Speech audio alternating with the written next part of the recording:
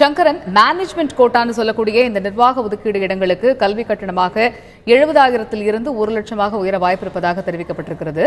இந்த கல்வி கட்டண உயர்வு வருகிற கல்வியாண்டு முதலேயே நடைமுறைப்படுத்தப்படுமா அல்லது வேறு அடுத்த கல்வியாண்டு முதலாகவா? மேலும் இன்று நடைபெற்ற கட்டண நிர்ணய குழு கூட்டத்தில் என்னென்ன முடிவுகள் எடுக்கப்பட்டிருக்கிறது?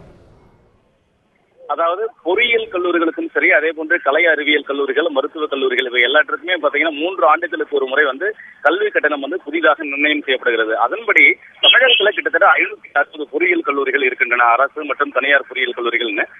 இந்த கல்லூரிகளுக்கு ஏற்கனவே நிர்ணயம் செய்யப்பட்ட கல்வி கட்டணம் போன்ற கடந்த ஆண்டோடு வரக்கூடிய கல்வியாண்டுல புதிய கல்வி கட்டணம் நிர்ணயம் செய்ய வேண்டிய ஒரு சூழல் ஏற்பட்டிருக்கிறது.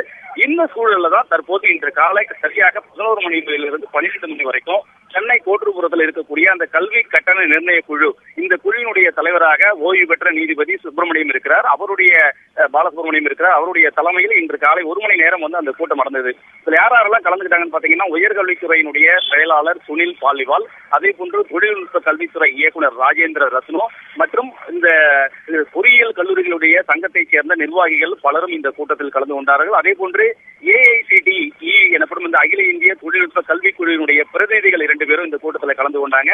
இந்த கூட்டம் சரியாக 1 மணி நேரம் வரை இந்த கூட்டம் நடந்தது. இந்த கூட்டத்திற்கு பிறகு நாம் விசாரிச்சப்ப இதுல என்ன முடிவு எடுக்கப்பட்டது, என்ன விசாரிக்கப்பட்டதுன்னு நம்ம விசாரிச்சோம். அதுல என்ன தகவல்னா, தற்போதைய நிலவரப்படி, அதாவது பழைய கல்வி கட்டணம் நிலவரப்படி அரசு பொறியியல் கல்லூரிகள் மற்றும் அதே போன்று தனியார் பொறியியல் கல்லூரிகள்ல அரசு ஒதுக்கீட்டின் கீழ் சேரக்கூடிய மாணவர்களுக்கான கல்வி கட்டணம் என்பது 45,000 ரூபாயாக தற்போது இருக்கிறது, அதாவது கடந்த ஆண்டு வரை. அதே போன்று தனியார் கல்லூரிகள்ல நிர்வாக ஒதுக்கீட்டின் கீழ் சேரக்கூடிய மாணவர்களுக்கான கல்வி கட்டணம் என்பது 70,000 ரூபாயாக இருக்கிறது.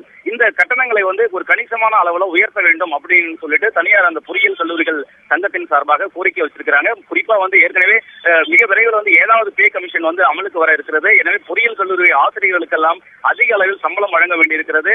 இந்த கல்லூரியுடைய பராமரிப்பு செலவு அதிகமா இருக்கு. அதனால குறைந்தபட்சம் ஒரு முழுமையாக 70,000 ரூபாய் என்பது 1 லட்சம் ரூபாயாக உயர்த்தி அறிவிக்க வேண்டும் என கோரிக்கை வைத்திருப்பதாக தகவல்கள் வெளியாகி இருக்கின்றன. இந்த அறிவிப்பை கட்டண நிர்ணய குழு ஏற்றுக்கொண்டதாகவே தெரிகிறது. இது தொடர்பான ஒரு அறிவிப்பு அடுத்த வாரம், அதாவது கடைசி கூட்டமாக அடுத்த வாரத்தில் புதன் அல்லது வியாழக்கிழமையில் இந்த கூட்டம் நடைபெற இருக்கிறது. அதுவே கடைசி கூட்டம். அந்த கூட்டத்தில் இந்த புதிய கல்வி கட்டண நிர்ணயம் தொடர்பான விவரங்கள் எல்லாம் அறிவிக்கப்பட இருக்கிறது. தற்போதே இந்த கூட்டம் முடிந்த ஒரு தற்போது கட்டண நிர்ணய குழு தலைவரும் மற்ற உறுப்பினர்கள் அனைவரும், AICTE உறுப்பினர்கள் அனைவரும் எவ்வளவு கட்டணங்களை நிர்ணயம் செய்ய வேண்டும் என்பது குறித்து தற்போது அவர்கள் ஆய்வு செய்து வருகிறார்கள். இதன் அடிப்படையில் அடுத்த வாரம் நடக்கக்கூடிய கூட்டத்தில் இது தொடர்பான முழுமையான ஒரு அறிவிப்பு வெளியாக இருக்கிறது.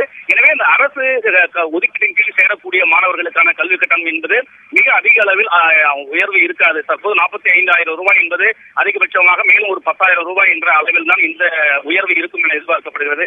ஆனால் தனியார் பொறியியல் கல்லூரிகளில் நிர்வாக ஒதுக்கீட்டின் கீழ் சேரக்கூடிய மாணவர்களுக்கான கல்வி கட்டணம் 70,000 ரூபாயிலிருந்து 1 லட்சம் ரூபாயாக உயரும் என்று அந்த கட்டண நிர்ணய குழு வட்டாரங்கள் தெரிவிக்கின்றன. இது தொடர்பான ஒரு முழுமையான அறிவிப்புகள் அடுத்த வாரம் வெளியாகும். இந்த புதிய கல்வி கட்டணம் இந்த ஆண்டு மிக விரைவில் வரும் 31ஆம் தேதியோடு பொறியியல் கல்லூரிகளில் சேர்வதற்கான இணையதள வழியிலான பதிவு முடிவடைகிறது. இதைத் தொடர்ந்து மற்ற கலந்தாய்வு பணிகள், ரேங்க் பட்டியல் வெளியீடு எல்லா பணிகளும் துவங்க இருக்கின்றன. எனவே இந்த கல்வியாண்டு துவங்குவதற்கு முன்னதாகவே இந்த கட்டண நிர்ணய விவரங்களை எல்லாம் அறிவிக்க வேண்டும் என்ற கட்டண நிர்ணய குழு முடிவு செய்திருக்கிறது.